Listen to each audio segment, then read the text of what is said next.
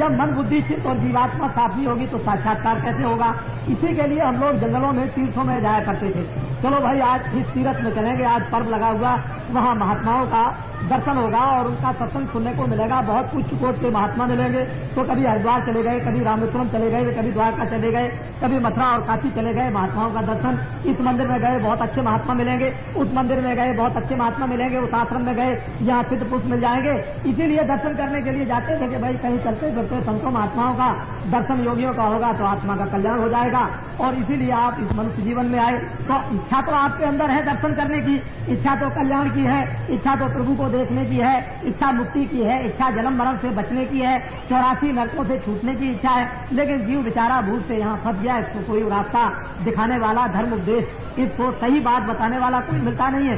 इसलिए इसका सारा जीवन और सारा समय इसका यूं ही चला जाता है और वो अपने घर के उसी झंझट कामों में, मोह ममता में, काम में, क्रोध में, अहंकार में इसमें फंसा रहता है। और एक दिन वक्त आया कि उसके सामने मौत आई और लेटर के चली गई, बस हो गया काम खत्म। यहाँ क्या अपना था, कुछ नहीं। तो बाबा जी एक सुगम सीधा सरल रास्ता नर नारियों को बताया करते हैं और ये कहा करते हैं, देखो बच्चा चोर घर में रहेगा तो बाप को अच्छा तो कभी लगेगा नहीं।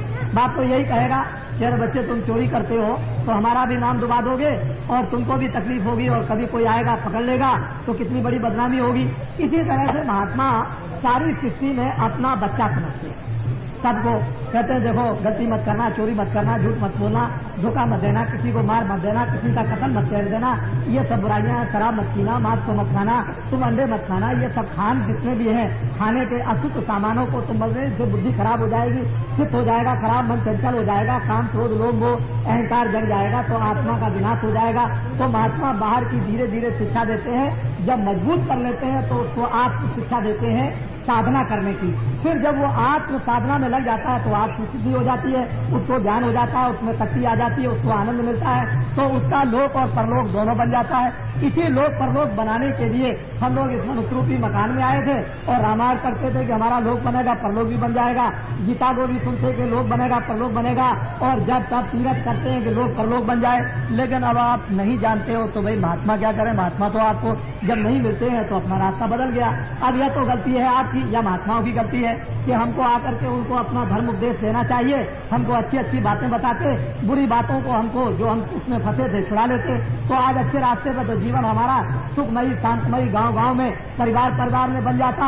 हम निरोगी हो जाते, कोई बीमारी नहीं होती, कोई लड़ाई झगड़ा नहीं होता, सब एक दूसरे के काम आते, सब में प्रेम होता और सब लोग आपस में मिलजुल करके रहते। तो ये इस तरह के संकट आपके सामने जो द्वंद्व लड़ाई झगड़ों के हो रहे हैं वो नहीं आपके सामने आते। लेकिन आपने ये सोचा कि महात्माओं की क्या जरूरत है। महात्माओं की तो इतनी जरूरत जितनी माता पिता की जरूरत नहीं, महात्माओं की इतनी जरूरत है जितनी राजा की जरूरत नहीं, महात्माओं की तो इतनी जरूरत है कि कपड़े न पहनो तब भी काम चल जाएगा। लेकिन महात्मा मिलना चाहिए क्योंकि इससे तो सभी काम बनेंगे।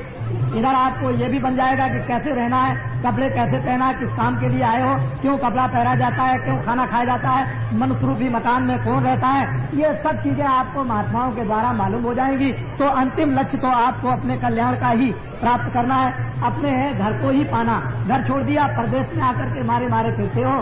तो इसलिए नर नारी बच्चे बच्चियों, अब आपको ये तो जान करके दुख होता ही है कि सारा संसार के समय पर नष्ट भ्रष्ट मानो हो गया और नष्ट भ्रष्ट होने से जब खान पान खराब हो गया तो बुद्धि में अविवेक नहीं रह गया, बुद्धि हो गई मैली और मैली बुद्धि से अब लोग कुकर्म करने लगे और कुकर्म करने से बीमारी, लड़ाई झगड़ा, अशांति ये आनी जरूरी है।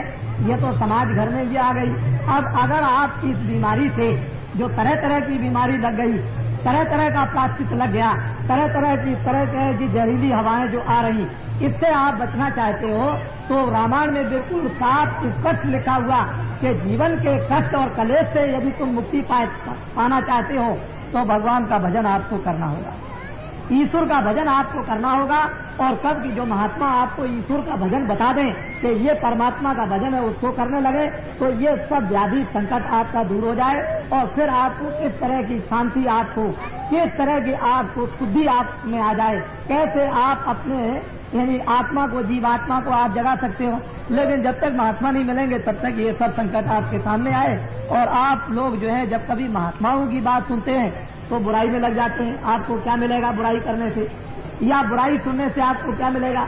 दूसरे की बुराई सुनोगे, दूसरे की बुराई करोगे और सिर पर अपने पाप लगेंगे। अरे रामायण में, गीता में तो लिखा हुआ बिल्कुल स्पष्ट, कभी दूसरे की बुराई सुनना ही नहीं, न बुराई को करना। अरे जितनी हो सके किसी की अच्छाई करो और जो हो सके किसी की भलाई करो, किसी की सेवा कर दो। तो तुम अगर हो सकता है तो सत्य बोलो, क्यों गाली किसी को देते हो?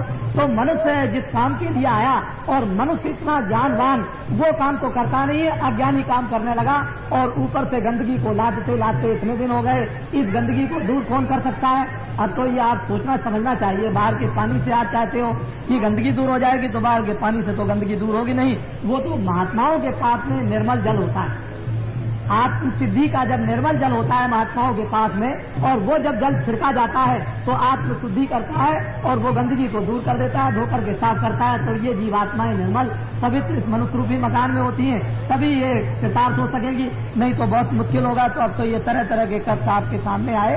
तो मेरे कहने का मतलब यही कि हम तो आपको सुगम सीधा रास्ता बताएंगे ही, क्योंकि हमने यहाँ कोई जात पात का झगड़ा नहीं रखा, किसी तरह का नहीं। मुसलमान हो, हिंदू हो, छोटा हो, बड़ा हो, ब्राह्मण हो, क्षत्रिय हो, वैश्य हो, अर्जन हो, कोई किसी भी जात का हो, हमको उससे कोई मतलब नहीं। मतलब तो इससे है कि मन सोना चाहिए। जब पैदा हुए थे तो नंगे, पैदा हुए थे तो रो रहे थे, पैदा हुए थे न पढ़े थे, न आप कपड़ा पहन सकते थे, न किसी को पहचान सकते थे। लेकिन जब धीरे धीरे जब बड़े हुए और बुद्धि जगी और आपको परिचय ये कराया गया सब कुछ, तो कपड़ा भी पहनने लगे, शर्म भी आने लगा, खाना भी खाने लगे और उठने भी लगे और सुनने भी लगे और बात भी करने लगे और दूसरे की इज्जत और सेवा भी करने लगे। लेकिन जब जाने का वक्त हुआ तो कपड़ा भी भूल गए, खाना भी भूल गए, उठना भी भूल गए, बोलना भी भूल गए, देखना भी भूल गए। क्यों? कि जब आए थे तो कुछ नहीं लेकर आए, न कुछ समझ लेकर आए।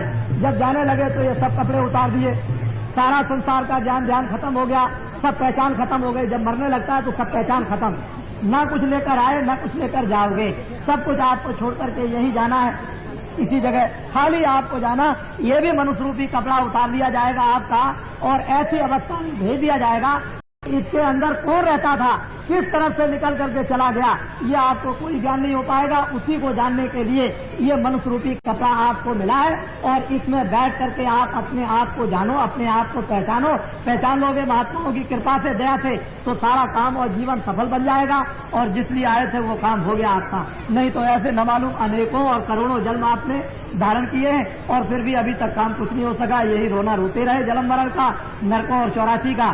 तो रास्ता तो मैं आपको बताऊंगा, इसमें तो दो संदेह नहीं। सीधा बताऊंगा, साधारण बताऊंगा, ऊंचा बताऊंगा। चारपाई पर करो, जमीन में बैठ के करो, रजाई ओढ़ के करो, कंबल ओढ़ के करो, पहले खेती करो, बाद में बच्चों की सेवा करो। जब कोई काम तुम्हारे पास न हो तो भगवान का भजन 15 मिनट, 20 मिनट, आधा घंटा लेट करके, बैठ करके, समझ गए, पैर लटका करके जैसे भी बन जाए वैसे कर लो तो काम तुम्हारा ये बन जाए चलते चलाते।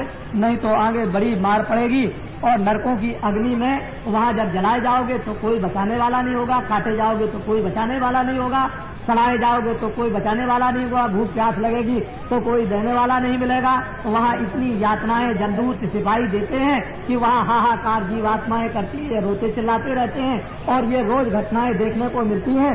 जब तुमको वो ज्ञान मिलेगा, जब तुमको ज्ञान चक्षु मिलेगा, जब शिव नेत्र तुमको मिलेगा, जब तुम्हारा खुल जाएगा और मनुष्य रूपी मकान में बैठ करके जब देखोगे कि जीवात्माएं कैसे निकाली जाती हैं और कैसे डाली जाती हैं और कहाँ इनका हिसाब होता है, न्याय इनका कहाँ होता, कौन इनको मारता है, किस तरह से मारता है, कहाँ इनको जलाता है, तो आदमी कांपता है और डरता है। और पुस्तकों में फिर महात्माओं ने लिखा कि हे जीवो, हे मनुष्यों, ये ऐसी दुर्गत आत्माओं की होती है, तुम बुरे कामों को अब करना छोड़ दो। अभी तक जो कुछ किया तो किया, अभी तक तो आपने सब कुछ कर लिया जो कुछ करना था।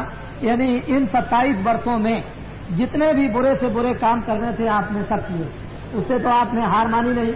लेकिन मिला आपको क्या, ये सोच लो। 27 वर्षों में ये सोचा था कि महात्मा की जरूरत नहीं, रामायण की जरूरत नहीं, धर्म की जरूरत नहीं, प्रेम की जरूरत नहीं, सत्य की जरूरत नहीं, सेवा की जरूरत नहीं, माता पिता के सेवा की जरूरत नहीं, बड़ों की इज्जत की जरूरत नहीं। आपने इन सब बंधनों को जो सामाजिक थे, घर के थे, परिवार और मनुष्य के थे, उन सबको तोड़ दिया। सोचने लगे चलो भाई अब बंधन तोड़ करके बाहर निकल जाएंगे, गीता रामायण का क्या बंधन महात्माओं का और देवताओं का, तो चलो बड़ा आनंद मिल जाएगा। आपने सब कुछ किया और करने के बाद आपको मिला क्या, ये आपको सोचना है।